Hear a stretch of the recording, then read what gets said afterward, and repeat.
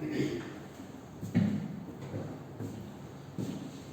મિત્રો આપણે બારમા ધોરણના બીજા યુનિટ જમીનશાસ્ત્ર અને ઉદ્વિકાસની અંદર જમીનશાસ્ત્રના 5 અને 6 પાઠ જોયા અને છેલ્લો ઉદ્વિકાસનો આ 7મો પાઠ એના આપણે કેટલાક લેક્ચર જોયા. ઉદ્વિકાસની વ્યાખ્યા, એની ઉપર જે કંઈ પુરાવા આપણને આપ્યા છે એ સિવાય આપણે નૈસર્ગિક પસંદગીના પ્રકારો વગેરે વિવિધ વિગતો આપણે જોઈ. હવે આજે આપણે જોઈએ છીએ ઉદ્વિકાસના સિદ્ધાંતો. સિદ્ધાંતો એટલે કઈ રીતે ઉદ્વિકાસની પ્રક્રિયા થઈ છે, કાળક્રમે સજીવોમાં કેવી રીતે ફેરફારો થાય છે, અને જે પૂર્વે સજીવો હતા એમાં ફેરફારો થઈ અને હાલ જે સજીવો છે એ બન્યા, અને એ સિવાય કેટલાય નાશ પામ્યા, કેટલાય ઉત્પન્ન થયા. આજે આખી પ્રક્રિયા છે ઉદ્વિકાસની, એ કેવી રીતે થઈ એની કેટલીક માહિતી, એની તૂટક માહિતી, એના સંગઠનને કહેવાય ઉદ્વિકાસનો સિદ્ધાંત. તો અલગ અલગ વૈજ્ઞાનિકોએ એમની રીતે ઉદ્વિકાસની પ્રક્રિયા કેવી રીતના થઈ એની આપણને માહિતી સમજાવવાનો પ્રયત્ન કર્યો છે. એમની રીતે સાચા છે પણ અધૂરા છે, સાચા છે પણ તૂટક સાચા છે. એની પાસે ઉદ્વિકાસની પ્રક્રિયા જે રીતે એ સમજાવે છે, એ રીતે થઈ છે, એ સમજાવવાના પૂરતા પુરાવા નથી. પણ છતાં એની સામે, એની અગેન્સ્ટમાં આપણી પાસે કોઈ પ્રૂફ કે આર્ગ્યુમેન્ટ પણ નથી. એટલા માટે આપણે આજે ઉદ્વિકાસની પ્રક્રિયા એ જે રીતે સમજાવે છે એ રીતે થઈ હશે એવું આપણે સ્વીકારીએ છીએ. એમાં આપણને અહીંયા આપણા 12મા ધોરણના લેવલે 3 વૈજ્ઞાનિકો આપે છે કે જેમણે એમની રીતે ઉદ્વિકાસની પ્રક્રિયા સમજાવવા માટે પ્રયત્ન કર્યો છે. તો અહીંયા સૌથી પહેલાં આપણે જોઈએ જીન બેપ્ટિસ્ટ લેમાર્ક નામના સાયન્ટિસ્ટ છે, જે 1700ની સાલની આસપાસના ઉદ્વિકાસવિદ એટલે કે ઉદ્વિકાસનો અભ્યાસ કરનાર વૈજ્ઞાનિક છે. એમણે આપણને જે સમજૂતી આપી એને આપણે એના નામની યાદીમાં લેમાર્કવાદ તરીકે ઓળખીએ છીએ. જીન બેપ્ટિસ્ટ લેમાર્કની એ સમજૂતી લેમાર્કવાદ તરીકે ઓળખાય છે. એમના મતે જે રીતે ઉદ્વિકાસ થયો છે એ મત અથવા એમની સમજૂતીને આપણે આપણી સમજણ સરળતા ખાતર 4 ભાગમાં વહેંચીએ છીએ. એમાં એક ભાગ એટલે કે એક મુદ્દો એવો છે જેની અંદર લેમાર્ક આપણને એવું સમજાવે છે કે જે કંઈ સજીવો છે દુનિયામાં, એ સજીવો સતત અંગોમાં અથવા તો એમના કદમાં વધારો દર્શાવવાનું વલણ ધરાવે છે. સતત સજીવો એ પોતાના અંગોમાં છે એ વધારો કરવાનું વલણ ધરાવે છે. આ ઉદ્વિકાસનો પહેલો મુદ્દો કે આવી સજીવોમાં ઉદ્વિકાસ થયો. જે કંઈ દુનિયા જેટલી પણ જાતિઓ સજીવો છે એ કાળક્રમે હજારો વર્ષ અંતરે એમનું કદ છે વધતું જ જાય છે એવું સમજાવવા માગે છે. બીજા મુદ્દાને કહે છે કે જે પર્યાવરણીય પરિબળો છે કે જે પણ હોય, પર્યાવરણના પરિબળોમાં ઘણું બધું આવે. અજૈવિક પરિબળો અને જૈવિક પરિબળો. અજૈવિક પરિબળો મતલબ ભૌતિક પરિબળો, તાપમાન, પ્રકાશ, ભેજ, દબાણ, પવન વગેરે બધાની અંદર આવે. જૈવિક પરિબળોમાં પણ ઘણું બધું આવે.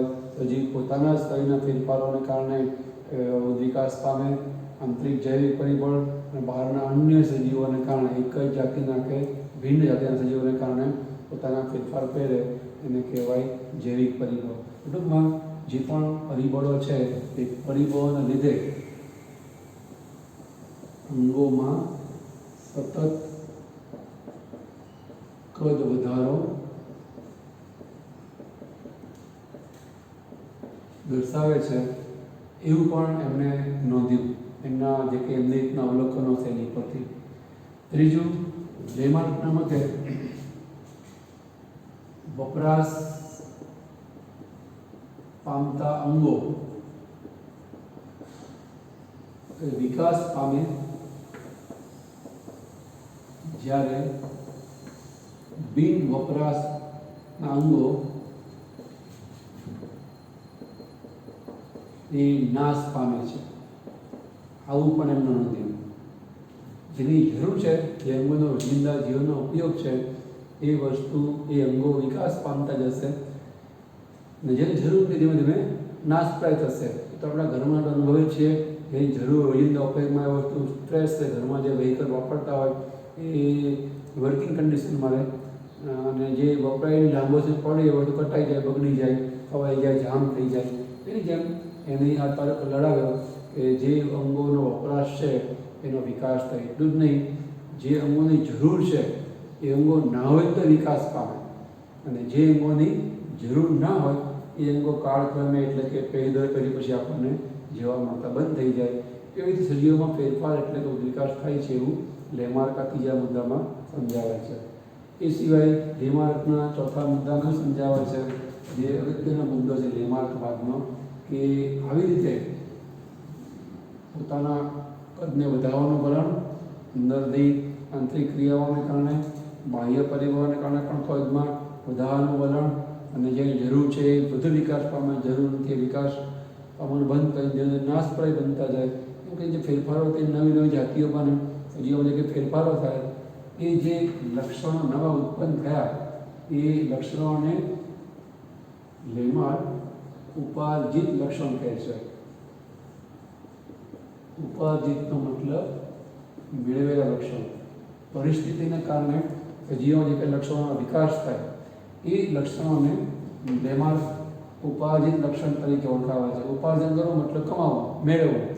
જે લક્ષણ સજીવ મેળવે છે એ લક્ષણો એક પેઢીમાંથી બીજી પેઢીમાં વારસાગમન પામે છે, એટલે કે વારસામાં પેઢી દર પેઢી ઉતરી આવે છે. એવી રીતે એ નવી પ્રકારના સજીવો કે સજીવો નવા પ્રકારના લક્ષણો છે વિકાસ પામીને વારસામાં આવે છે, એમ ઉદ્વિકાસ સજીવો એ સતત ફેરફાર પામતા રહે છે.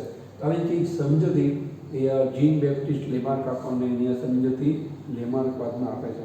પણ આજે લેમાર્કવાદ છે એ સ્વીકાર્ય નથી, કારણ કે લેમાર્કવાદમાં કેટલીક ભૂલો છે, કેટલીક શંકાઓ છે. એને આપણે કહીએ છીએ લેમાર્કવાદની ભૂલો અથવા તો લેમાર્કવાદની ત્રુટિઓ. ત્રુટિ મતલબ ખામી. તો ખામી શું છે? જેમ કે પહેલો મુદ્દો આપણે જોઈએ એ લેમાર્કના મતે સતત અંગોમાં વધારો થાય છે. તો એ બરાબર છે. તમે જો ભૂતકાળના પહેલો મુદ્દો છે એની આપણે ટિપ્પણી લખીએ તો પહેલો મુદ્દો છે ને એ ઘોડો, હાથી વગેરે માટે સાચો છે. તમે ઘોડા અને હાથીના પૂર્વે જે અસ્તિત્વમાં હતા એના અવશેષો મળી આવતા તો એ અવશેષો એટલે કે એના હાડપિંજર ઉપરથી કોમ્પ્યુટરાઇઝ પિક્ચર તૈયાર કરો તો જે એનું કદ આપણને મળી આવે એ જમાનાનું કદ અને આજના જે હયાત હાથી અને ઘોડા છે એમનું કદ થોડું વધારે છે. એનો મતલબ કાળાંતરે કદમાં વધારો થયો, બરાબર? આપણને કદમાં વધારો છે એ જોવા મળે છે. પણ દર વખતે બધા જ સજીવ માટે કદમાં વધારો થાય એ આપણને સાચું છે જોવા મળશે નહીં, બરાબર? ઉદાહરણ તરીકે આપણને આ પ્રાણી સામે એક વનસ્પતિનું ઉદાહરણ આપ્યું છે કે જે છોડ અને ક્ષુપ છે એ નાના કદના છે. છોડ અને ક્ષુપ એ સામે વૃક્ષ છે એનું કદ મોટું છે.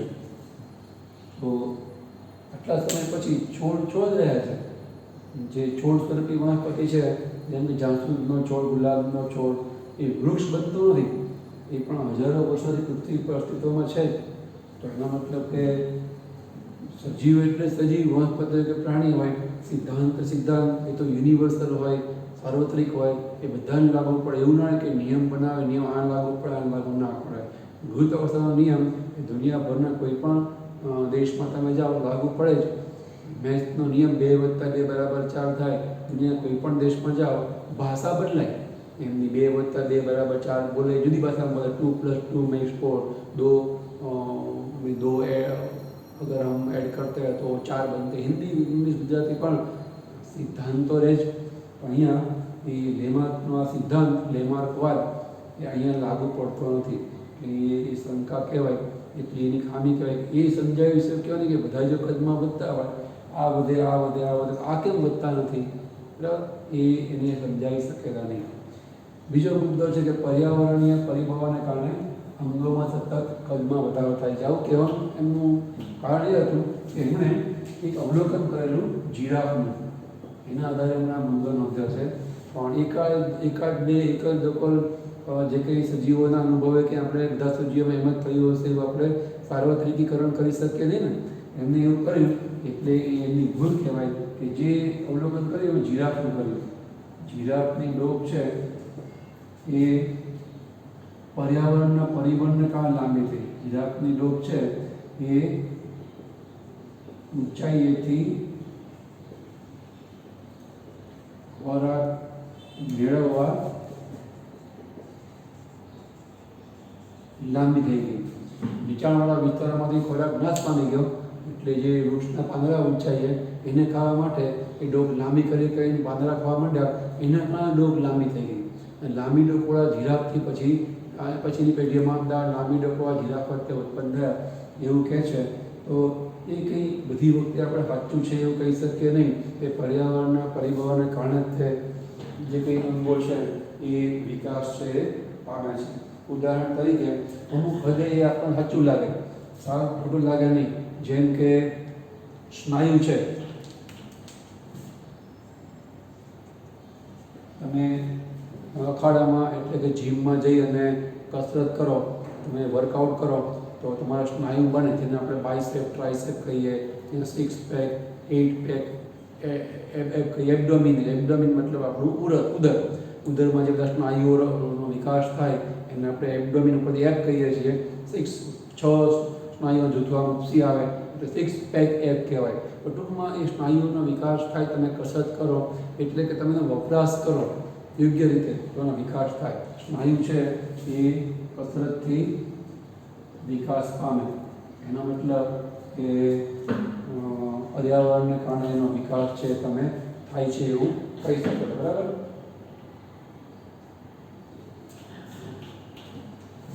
એ જો કે અહીંયા આવશે, ત્રીજા મુદ્દામાં આવશે. પણ પર્યાવરણીય પરિબળોને કારણે અંગોના કદમાં સતત વધારો થાય એ જીરાફ માટે અમને આપ્યું, પણ એ બધા સજીવો માટે આપણે સાચું છે એવું કહી શકીએ નહીં. એ ત્રીજો જે મુદ્દો છે એમાં આ સ્નાયુનો આપણે એક્ઝામ્પલ આપી શકીશું કે વપરાશ પામે એ અંગો વિકાસ પામે. તો આપણે કીધું એમ હમણાં કે એ સાચું છે કે સ્નાયુઓ છે, આપણે હમણાં કીધું એમ એનો વિકાસ તમે વપરાશ કરો કસરતથી એટલે કે તો એનો વિકાસ છે એ થાય, બરાબર. એવી રીતે માનો કે જે બીજી વાત કરીએ આપણે સ્નાયુના વિકાસ સિવાય, આંખો, ગુફાની અંદરના વ્યક્તિઓ છે, ગુફામાં આંખો એ નબળી પડી જાય કારણ કે એને ગરમ જ રહેવાનો આવે લાંબો સમય, એની આંખનો છે વપરાશ આપણને જોવા મળશે નહીં. તો એનો મતલબ એવો થાય કે જે એની આંખો છે એ આંખો એ ઉપયોગના અભાવે ધીમે ધીમે નબળી છે પડી જાય છે. એવી રીતે જે સાપ છે એ લાંબો સમય દરમાં રહેવાને કારણે એના ઉપાંગો છે જતા રહે છે. સાપ છે ઉપાંગો વિહીન બને છે. આજે સાપમાં ભૂતકાળમાં ઉપાંગો હતા એ હિસાબે કે પગનું હાડકું ઉર્વશથી એના હાડપિંજરમાં મળી આવે છે. બરાબર, પગનો વિકાસ ના થાય બહાર, પણ પગનું એક છેલ્લું હાડકું જે શરીરમાં ગોઠવાયેલું હોય ઉર્વશથી આજે આપણને એના પંકાતંત્રમાં ઔષધ રૂપે જોવા મળે છે. તો આ બધું બરાબર છે, પણ દર વખતે સાચું નથી. જેમાં અહીંયા છોડ અને ક્ષુપ કદમાં અનારી ગયા છે, એનો વિકાસ થતો નથી. તો એ કેમ વિકાસ થતો નથી, કદમાં વધારો થતો નથી, એને લેમાં સમજાવી શકતા નથી. એમ આપણે જાણીએ છીએ કે સતત ધબકતું હૃદય કે સતત વાંચતી આંખો, જે આંખો કન્ટિન્યુ વાંચ્યા રાખે તો એ છે એનું કદ વધતું નથી. આજીવન ધબકતું હૃદય આજીવન કામ કરે છે, તો એ કામ જેમ જેમ કરે જેનો ઉપયોગ સતત થયા રાખતો હોય એ વપરાશ પામતા અંગો વિકાસ જો થવાનો હોય તો આમાં થાય છે. આવા અવલોકનો ઉપરથી અમને એ સાર્વત્રિકીકરણ અને બધામાં થાય છે એવું નોંધી દીધું, પણ એ નોંધી દીધું ખોટું કહેવાય ને. હૃદય છે એ આજીવન કામ કરે તો કદમાં ક્યાં વધે છે. એની જેમ જે આંખો તમે કન્ટિન્યુ વાંચ કરો કે મોટી મોટી ના બને. પેઢી દર પેઢી જે લોકો વાંચતા ના હોય, એજ્યુકેટેડ ફેમિલી હોય, ભણેલું ફેમિલી, એને બધા સભ્યો વાંચતા હોય, પેરેન્ટ્સ એના સંતાનો વાંચતા હોય, સંતાનો વાંચતા હોય, તો ત્રીજી પેઢીએ આંખો કંઈ મોટી ના આવે. એટલે એનો મતલબ એવો થાય કે સતત અંગોનો વપરાશ થાય તો કોઈક અંગોનો વિકાસ થાય, પણ કોઈક અંગોનો વિકાસ થતો નથી. એનો મતલબ કે નિયમ કે સિદ્ધાંત છે એ સાચો નથી. એટલે ત્રીજો મુદ્દો છે કે વપરાશ પામતા અંગો વિકાસ પામે અને બિન વપરાશી અંગો નાશ પામે, એ પણ આપણે સાચું જ છે એવું કહી શકીએ નહીં. ચોથો જે મુદ્દો છે એને પણ કોઈ સ્વીકારતો નથી કે જે લક્ષણો ઉપાર્જિત લક્ષણો હોય એ વારસાગમન પામતા નથી. જે લક્ષણો આપણે મેળવીએ ને એ મેળવેલા લક્ષણો છે એ કદી વારસામાં આવે નહીં. એમના પછી કોઈ વ્યક્તિ છે એ સાયકલ ફેરવવાનું શીખે, મેડિકલ ફિલ્ડમાં જઈ અને ડૉક્ટર થાય, એ ડૉક્ટરીનું જ્ઞાન શીખે, ટાઈપિંગ કરતાં કોમ્પ્યુટર વાપરતા શીખે, એ બધું એને એ સ્કિલ એટલે કૌશલ્ય મેળવા, પણ એ મેળવેલા કૌશલ્ય, મેળવેલી આવડત અને કસરત કરી અને જીમમાં જે એકદમ શરીર સૌષ્ઠવપૂર્ણ હૃષ્ટપુષ્ટ બનાવે, તો એ જે બુદ્ધિ અને શરીર જે કસરતથી બનાવ્યું છે એ એના વારસામાં નહીં આવે. નહીં તો કોઈ પછી ભણે જ નહીં. ડૉક્ટરના છોકરાઓ ડૉક્ટર જ જન્મે, એન્જિનિયરના છોકરાઓ એન્જિનિયર જ જન્મે. એટલે જે લક્ષણ આપણે મેળવીએ છીએ ને એ લક્ષણો કદી વારસામાં આવે નહીં. વાઇઝમેન નામના સાયન્ટિસ્ટે બહુ સરસ પ્રયોગ કરેલો.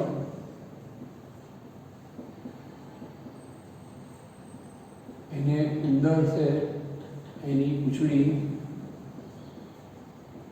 7 પેઢી સુધી કાપી. તો દર વખતે ઉંદર જન્મે ને એ પૂંછડીવાળો ઉંદર જ જન્મે ભેગો એની પૂંછડી કાપી નાખે. પછી એ મોટો બને, પુખ્ત બને, પ્રજનનથી નવો ઉંદર ઉત્પન્ન કરે, એ પૂંછડીવાળો ઉત્પન્ન થાય, વળી એની પૂંછડી કાપી નાખી.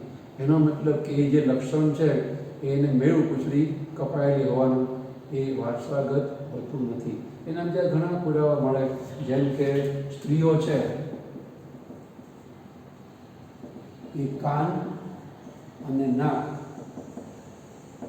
એને છેદ આવે છે. કાનમાં બુટ્ટી પહેરવા, નાકમાં આભૂષણ પહેરવા માટે જે ખાણા પડાવે, દરેક સ્ત્રી પણ એ પહેલાં એમને આવું કરેલું હોય. અને પછી પરણા પછી જે સંતાન થાય છે તો એ લક્ષણ વારસાગત નથી. તો દુનિયાભરમાં, ખાસ તો ભારતની અંદર, નાક અને કાનમાં છેદ પડાવવાનો, વિંધાવાનું જે રિવાજ કે લક્ષણ છે, આખું ભારત દેશના વસ્તીનું તમે લક્ષણ જુઓ ને, બધા જન્મે બધા કાન અને નાકમાં છેદવાળા બાળકો જન્મવા જોઈએ ને, એવું થતું નથી. એ લક્ષણ કે જે જન્મ પછી મેળવું, કેવું પોતાનામાં એ લક્ષણ પ્રાપ્ત કર્યું, એ કદી પણ વારસામાં આવે નહીં. એમ બીજું એક આપણે એક્ઝામ્પલ આપી શકીએ ચીનાઓનું. જે ચીની સ્ત્રીઓ છે એમાં એ માન્યતા છે કે પગનું કદ નાનું હોય, નીચે પગના પંજાનું કદ, આમ લંબાઈમાં પગ નહીં, પગના જે પંજા છે એનું કદ નાનું હોય, એ સ્ત્રી બુદ્ધિશાળી અથવા તો ભાગ્યશાળી કહેવાય. એ લોકો શું કરે, એ લોખંડના બૂટ પહેરે અને પંજા નાના રાખે. પણ એ લક્ષણ પણ વારસાગત નથી. આજે જે કંઈ ચીની સ્ત્રીઓ છે ને, પગ તો મોટા જ હોય છે, પગના પંજા તો મોટા જ હોય છે. જે લક્ષણ વારસામાં આવે એ લક્ષણ જનીનને કારણે, રંગસૂત્રને કારણે આવે છે, જનન રસને કારણે આવે છે, શુક્ર અંડકોષોમાં રહેલો જનન રસને કારણે આવે છે, દૈહિક રસને કારણે નથી આવતું. શરીરમાં જે તમે ફેરફાર કરો છો એ તમારી પૂરતાથી નીકળે છે, એ પેઢીઓમાં વારસામાં કદી આવે નહીં. એટલે કદી પણ ઉપાર્જિત લક્ષણો છે એ વારસાગમન પામે નહીં. એટલે અહીંયા લેવાતે પોતાના વાદમાં થોડો સુધારો કર્યો. લેમાર્કવાદનો સુધારો. એટલે એવું કીધું કે જે લક્ષણ ઉપાર્જિત હોય, પણ એ લક્ષણ જો જનન રસમાં ફેરફાર કરે, જનન રસનું ઉપાધિક લક્ષણ એ વારસાગમન પામે છે, એટલે કે વારસાગત હોય છે.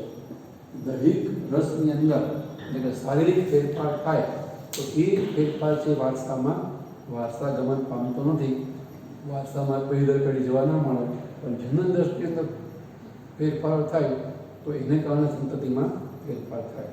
તો ઉદ્વિકાસની પ્રક્રિયાને સમજાવતો આ પહેલો સિદ્ધાંત કે પહેલી માહિતી એ છે લેમાર્કવાદની માહિતી. જેની આપણે માહિતી પણ જોઈ, થોડી એની ખામીઓ, છેલ્લે સુધારેલો જે શ્રીખંડ આપ્યું એ આપણે જોયું. હવે એકદમ પ્રખ્યાત એવું ઉદ્વિકાસ સિદ્ધાંતમાં આપણે સમજૂતી જોઈએ એ છે ડાર્વિનની, ચાર્લ્સ ડાર્વિન. એની સમજૂતીનું કહે ડાર્વિનવાદ અથવા ડાર્વિનિઝમ.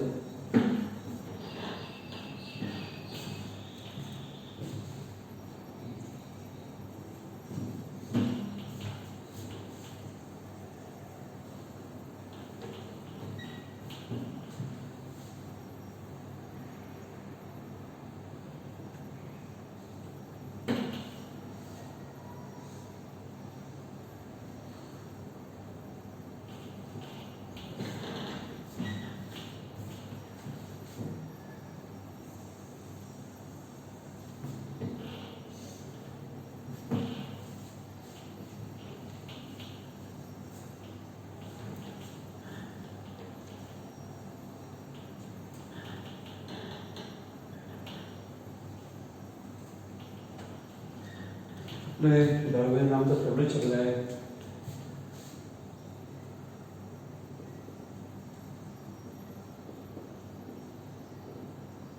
चार्ल्स डार्विन की HMS बीगल नामना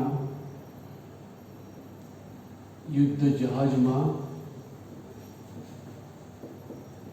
गैलोपेगोस टापू और बीजा કેટલાક દેશોમાં ફરેલા જે 22 ટાપુનો વિસ્તાર છે.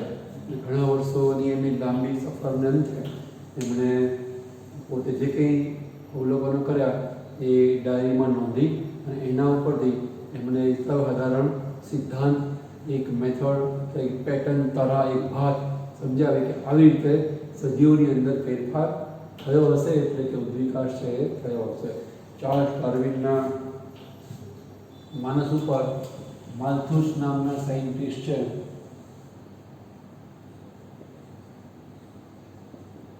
એનો બહુ મોટો પ્રભાવ હતો એવું આપણને માહિતીમાં આપી છે. માલ્થુસ છે એને એવું કીધું કે જે અન્ન છે એ અન્નનું ઉત્પાદન એ વસ્તીમાં ફેરફારને પ્રેરે છે. ખોરાકની અવેલેબિલિટી, ઉપલબ્ધતાને કારણે સજીવોમાં વસ્તીમાં સંખ્યામાં ફેરફારો થતા હોય છે. એ સિવાય માલ્થુસની બહુ મોટી થિયરી છે. આપણા ટૂંકમાં એના અર્થને, સિદ્ધાંતના જે કંઈ એના સમજૂતીના વાદના મુદ્દા, એના ટૂંકમાં જે મુખ્ય વાત છે સમજાવીએ, હાર્ડ વાત મૂકી છે આપણે. એ સિવાય બીજા એક સાયન્ટિસ્ટ છે જેમણે પણ ડાર્વિનને પોતાના જે કંઈ સમજૂતી દર્શક વાક્યો હતા, શોધ હતી, એ ડાર્વિનને મોકલી આપેલી. એ છે સાયન્ટિસ્ટનું નામ છે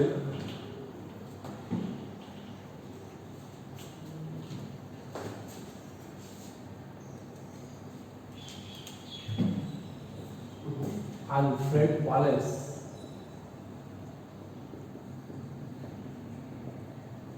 એમણે મલય આર્કી પેલાગોમાં ઘણા બધા અવલોકનો કરી અને એની નોંધ છે એમણે ચાર્લ્સ ડાર્વિનને મોકલી આપી, જે એમણે પોતાના સિદ્ધાંતને તારવા માટેનો ઉપયોગ કરેલો. બીજા એક સાયન્ટિસ્ટ છે ચાર્લ્સ લીલી.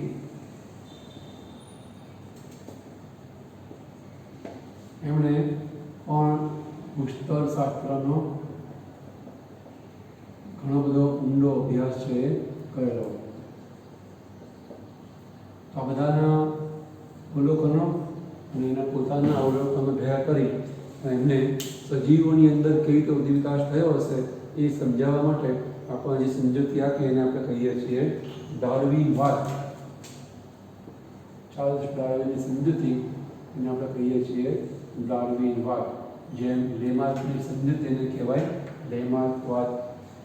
જેમ લેમાર્કવાદમાં જે કંઈ સમજૂતી છે ને આપણે 4 મુદ્દામાં વહેંચીએ છીએ, એમ ડાર્વિનવાદની સમજૂતી વિકાસ કેવી રીતે થયો એ સમજૂતીને પણ આપણે 4 ભાગમાં વહેંચીએ છીએ. એમાં પહેલો ભાગ છે એ છે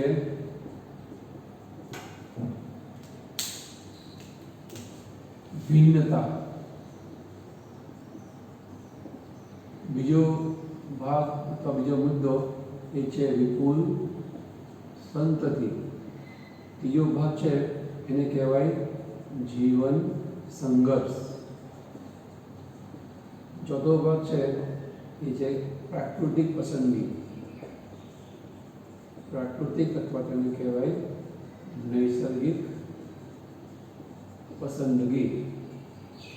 એટલે ડાર્વિનવાદને પ્રાકૃતિક પસંદગીવાદ તરીકે પણ ઓળખીએ છીએ. જેમ લેમાર્કવાદનો છેલ્લો મુદ્દો ઉપવાદી લક્ષણો વારસામાં આવે છે એના માટે અગત્યનો હતો, અહીંયા ડાર્વિનવાદની અંદર સમજૂતીમાં આ મુદ્દો છે અગત્યનો છે. તેના આધારે સિદ્ધાંત મુખ્ય પાસું છે જેના આધારે આપણે આ ડાર્વિનવાદને પ્રાકૃતિક પસંદગીવાદ તરીકે પણ ઓળખીએ છીએ. જેમ લેમાર્કનો વાદ ઉપાધિત લક્ષણોના વાદ તરીકે પણ ઓળખાય એવી રીતે અહીંયા એ શું સમજાવે છે? ડાર્વિને પોતાના અવલોકનો નવદા બુદ્ધિવિકાસ વિધિના અનુભવો અવલોકનના આધારે નોંધ્યું કે દરેક સજીવોમાં આપણને અપાર ભિન્નતાઓ જોવા મળે છે. એટલું જ નહીં, બે એક જ જાતિના સજીવો એમાં ઘણી બધી ભિન્નતા હોય છે. ભલે બાહ્ય રીતે સમાન દેખાતા હોય, જોડિયા બાળકો છે એ ઝેરોક્સ કોપી જેવા હોય, એકબીજાને મળતા આવતા હોય, પણ આંતરિક રીતે એમાં ઘણો બધો તફાવત હોય છે. એટલે દરેક સજીવોમાં અપાર ભિન્નતાઓ હોય છે. એ અપાર ભિન્નતાઓ પ્રાકૃતિક પસંદગીમાં ઘણી બધી ઉપયોગી છે. જેમ તમે કંઈક વસ્તુ બહાર લેવા જાઓ, માનો કપડાં લેવા જાઓ અને તમને સ્ટોરની અંદર માનો એક જ પ્રકારની બ્રાન્ડના કપડાં જોવા મળે તો એનો મતલબ તમને ત્યાં મજા નહીં આવે. અમે એના પર એક કરતાં વધારે પ્રકારના ડિઝાઇનના કલરના તમને કપડાં બતાવો, તમને શોપિંગ કરવાની મજા આવે. પણ એક જ બ્રાન્ડ એક જ કલરનું કપડું હોય, તમે સીવડાવવા માટે કપડું લેવા જાઓ, એક જ કલર વ્હાઇટ કલર અને એક જ કંપની, તમને શોપિંગની મજાની વિવિધતા હોય તો મજા આવે. વિવિધતા હોય પસંદગીનો અવકાશ હોય. બાકી જેમાં વિવિધતા ના હોય ત્યાં જઈને આપણે એવું જ કહેવાનું રહે કે આટલા મીટર કાપડા, કલર પણ ત્યાં છે નહીં, કોઈ બ્રાન્ડ પણ ત્યાં છે નહીં, કપડામાં કોઈ પેટર્ન પણ ત્યાં છે, આડું પાસે એવું કોઈ છે જ નહીં. તો એવી રીતે કુદરતની અંદર પણ જો બધા જ એક પ્રકારના હોય તો એ પ્રકૃતિમાં પસંદગી દર વખતે પામી શકે નહીં. આખી જાત છે નાશ પામે. એના બદલે એક જ જાતિના સજીવોમાં અલગ અલગપણું હોય, ભિન્નતા વેરિએશન હોય. તો જ્યારે પર્યાવરણ બદલાય ત્યારે અમુક સજીવો જીવે, ભલે અમુક નાશ પામે, પણ આખી જાતિ નાશ પામશે નહીં. તો આવું અવલોકન એ ચાર્લ્સ ડાર્વિનનું છે. સજીવોમાં એ અપાર ભિન્નતાઓ આપણને જોવા મળે. સત્ય હોય એટલી ભિન્નતાઓ સજીવોમાં આપણને દરેક લક્ષણની જોવા મળે. ચામડીનો રંગ તમે જુઓ, કેટલી પ્રકારની વિવિધ રંગોવાળી ચામડી આપણે માણસોમાં જોવા મળે છે. તો એનું કદ જુઓ, આંખોનો રંગ જુઓ, વાળનો રંગ જુઓ, એ હાઇટ જુઓ, કદ જુઓ, એ દરેક જગ્યાએ તમને અલગ અલગ પ્રકારના કદ, રંગ, વાળ, આંખ, ચામડી વગેરેમાં વિવિધતા જોવા મળે છે. એ વનસ્પતિમાં પણ આપણને જોવા મળે.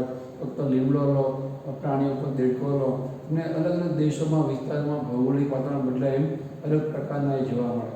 મૂળભૂત લીમડો, મૂળભૂત દેડકો હોય તેમાં ઘણી વિવિધતા જોવા મળે. એનું કારણ જે તે જગ્યાએ ટકી રહેવા માટે અને અનુરૂપ એવા ફેરફારવાળા સજીવો એ લક્ષણોમાં ફેરફાર કરે અને એવા ફેરફારવાળા લક્ષણો આપણે સજીવોમાં જોવા મળે.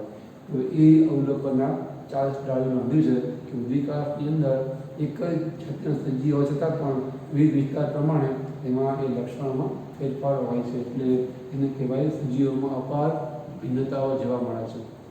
બીજું વિપુલ સંતતિ. ચાર્લ્સ ડાર્વિનનું આપણે અવલોકન હતું કે દરેક સજીવ છે ને એ હંમેશા મોટી માત્રામાં બચ્ચા અથવા તો ઈંડા છે મૂકે છે. મોટી માત્રામાં. ઉદાહરણ તરીકે સમુદ્રમાં એક માછલી છે, એનું નામ કોડ ફિશ. કોડ ફિશ જ્યારે એની પ્રજનન ઋતુ આવે ત્યારે એક માદા કોડ ફિશ 1 કરોડ ઈંડા મૂકે છે. 1 કરોડ. આવા તો આપણે એક ઉદાહરણ, ઘણા ઉદાહરણો હશે આવા સજીવોના કે જે બચ્ચા જન્મ આપે કે ઈંડા મૂકે, બચ્ચા જન્મ આપે કે ઈંડાને જન્મ આપે છે. બહુ મોટી સંખ્યામાં આવી એટલે એ સંતતિને ઉત્પન્ન કરે છે. તો એનું કારણ કે એ બધી સંતતિ મોટાભાગે નાશ પામે છે. દરેક જાતિ પોતે પોતાનું અસ્તિત્વ ટકી રહે તે ટકાવી રાખવા માટે એ સંતતિ મોટી માત્રામાં ઉત્પન્ન કરે છે. દરેક સજીવની આ એક પ્રકારની લાક્ષણિકતા એ વલણ છે કે હંમેશા સંતતિ બહુ મોટી માત્રામાં છે એ ઉત્પન્ન કરે. એ સામે ડાર્વિને ત્રીજો મુદ્દો નોંધ્યો પોતાના અવલોકનના આધારે કે જે જીવન સંઘર્ષ છે, એ જીવન સંઘર્ષ છે એ અંત જાતીય સ્પર્ધાનો હોય અથવા તો આંતર જાતીય સ્પર્ધાનો હોય અથવા તો પર્યાવરણના પરિબળોની સ્પર્ધાનો હોય. પણ જીવન સંઘર્ષમાં મોટો ભાગ સંતતિનો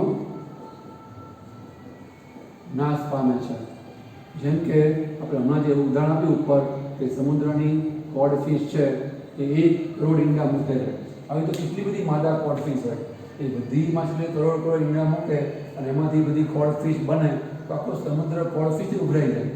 સમુદ્રના બીજી કોઈ માછલીઓને જગ્યા જ ના હોય, માછલી નહીં, બીજી કોઈ જીવસૃષ્ટિને જગ્યા જ દે નહીં અને આખી જૈવ વિવિધતા નાશ પામી જાય.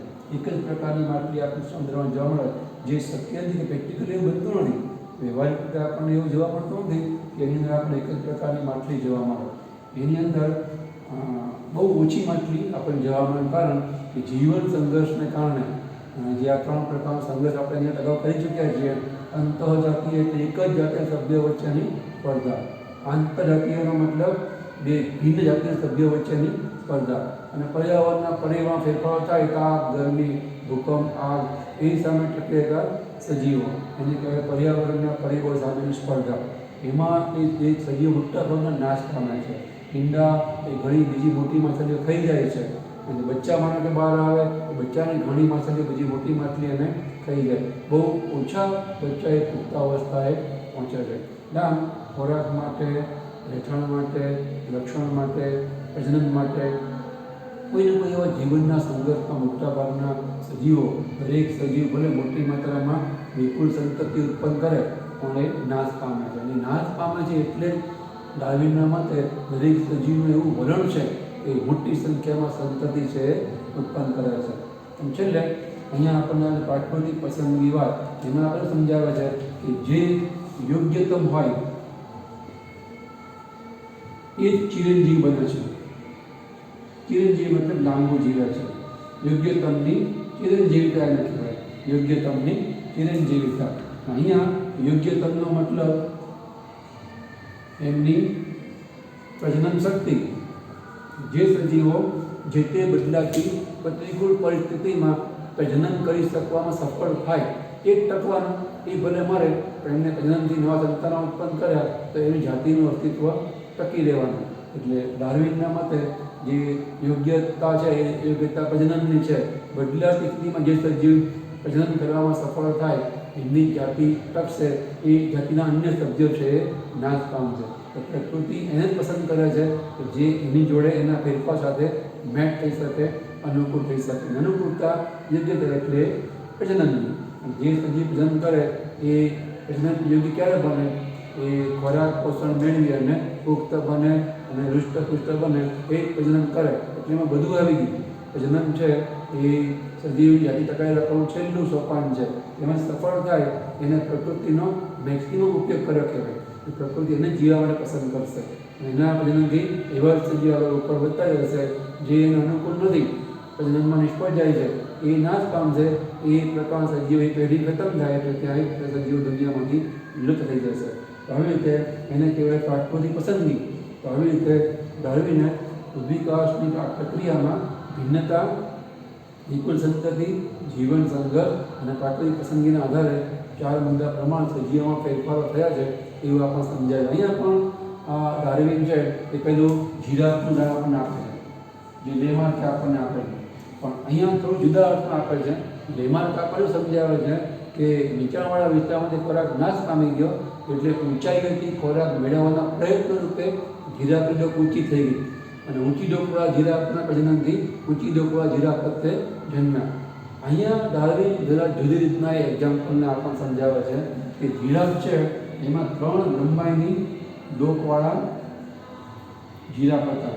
ઊંચી ડોક, મધ્યમ ડોક અને ટૂંકી ડોક. અને જ્યારે નીચાણવાળા વિસ્તારમાંથી ખોરાક નાશ પામે છે ત્યારે માત્ર જે લાંબી, કે આપણે ઊંચી લખ્યું છે, ઊંચી ડોકવાળા જીરાફ છે એ જીરાફ છે ટકે છે. નીચાણવાળા વિસ્તારમાં જે ખોરાક નાશ પામી જાય તો નીચી ડોક અથવા ટૂંકી ડોક અને મધ્યમ ડોકવાળાને ખોરાક નહીં મળે. ઊંચાઈથી પણ નહીં મળે, નીચેથી પણ નહીં મળે. નીચે તો છે નહીં, ઉપર પહોંચી શકતા નથી, એ નાશ પામી ગયા. માત્ર ઊંચી ડોકવાળા જીરાફ એ બદલાતી સ્થિતિમાં ટક્યા, એટલે કે એની એ સ્થિતિમાં મેચ થઈ શકે છે, ઊંચાઈ ઉપરથી ખોરાક મેળવી શકે છે. તો ફક્ત ઊંચી ડોકવાળા જીવે એટલે એનું સંતાનો પણ ધીમે ધીમે ઊંચી ડોકવાળા બને. એટલે આપણને જે ઊંચી ડોકવાળા બધા જીરાફ છે જોવામાં આવું આપણને ડાર્વિન સમજાવે છે. તો એને કહેવાય પ્રાકૃતિક પસંદગી. અહીંયા ડાર્વિનની પણ બહુ મોટામાં મોટી ભૂલ છે, એને આપણે કહીએ છીએ ડાર્વિનવાદની ત્રુટિ. મોટામાં મોટું તો એ કે ડાર્વિન છે એ આપણને ભિન્નતા કઈ રીતે ઉત્પન્ન થાય છે તે સમજાવી શકતા નથી. એમણે શું કર્યું?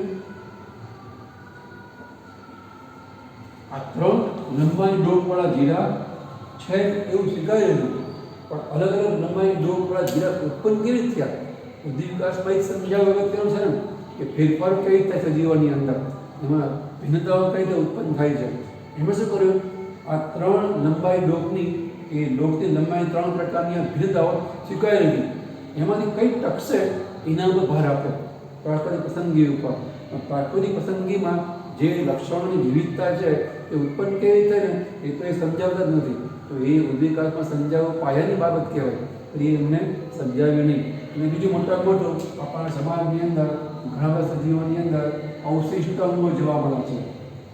અવશિષ્ટ અંગોની જે માહિતી છે એ પણ આ ડાર્વિન છે આપી શકે. અને અવશિષ્ટ અંગો એટલે જે ભૂતકાળમાં ક્રિયાશીલ હોય અને અત્યારે હાલ એ સજીવોમાં આપણું લક્ષણ છે નિષ્ક્રિય જોવા મળે. આપણા કાનના સ્નાયુઓ છે, આંખનું જે પોપચું છે, ડાકણની દાઢ છે, કરોડતમમાં જોવા મળતું પુચ્છાક્ષથી છે, મોટા આંતરડામાં રાઈટ સાઈડ જોવા મળતું આંતરપુચ્છ છે અથવા એપેન્ડિક્સ છે. એ લક્ષણો એ અંગો આજે આપણે કોઈ કામના નથી, જે પૂર્વે આપણા પૂર્વજોમાં સક્રિય હતા. તો એ બધા અંગોને અવશિષ્ટ અંગો કહેવાય. એ જે ફેરફાર થયા તો એનું શું એ પણ ડાર્વિન છે સમજાવી શકતા નથી. ડાર્વિનની ભૂલ કહેવાય. ડાર્વિન પછી ત્રીજા એક સિદ્ધાંતના શીખવાનું છે. એ સિદ્ધાંત છે યુગોદો ગ્રીસનો વિકૃતિવાદ. એ વિકૃતિવાદ અને આ ડાર્વિનવાદ બેને ભેગા કરો ને એને કહેવાય આધુનિક ઉદ્વિકાસનો સિદ્ધાંત. પણ એ વિકૃતિવાદ અને એનો આધુનિકવાદ, વિકૃતિવાદ ડાર્વિનવાદ બેનું મિશ્રણ કંઈ બનાવેલો આધુનિકવાદ ઉદ્વિકાસનો એ આપણે હવે નેક્સ્ટ ટાઈમ જોઈશું. અહીંયા અટકીએ છીએ. આવી નોંધ કરી તમારી બુકની અંદર, પછી આપણે આગળ નેક્સ્ટ ટાઈમ મળીએ. અહીંયા આપણે અટકીએ છીએ.